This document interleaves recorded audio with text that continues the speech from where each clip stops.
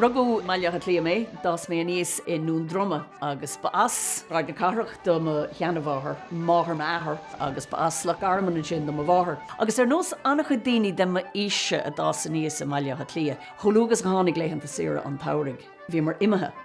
Nis tócha go raibh tuiscint agan na gcónaí faoin cheangail sin le chun an chláir agus tuairt cuairt na Gaeilge agus go raibh chultúr agus an cheol agus an teanga agus gachrad fitte fúte le chéile. Bhí si bhach go mór an geol riamh an áil Áine.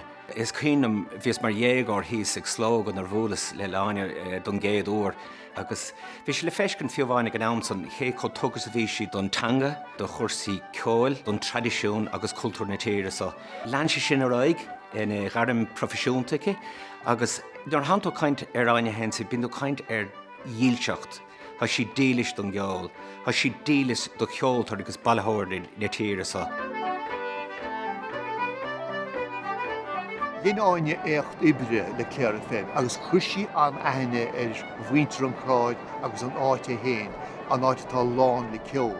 I meanóid nédig 8 pas I gáine cléile ó luan go híine, beag nach 3 úra chlig ceol agus áráníocht, agus an sin bhí si amán cuasaí leabhlanne chomá. Tá críistigh sa cheol, sa chultúr, sa teanga. Duine le persantacht tá dearfach cheolmhar tríúil agus gur fad a bhuaí.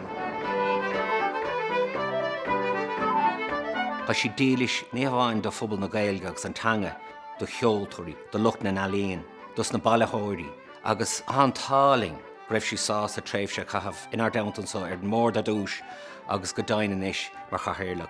Áine ar son lucht ibre na teisce cogádagus.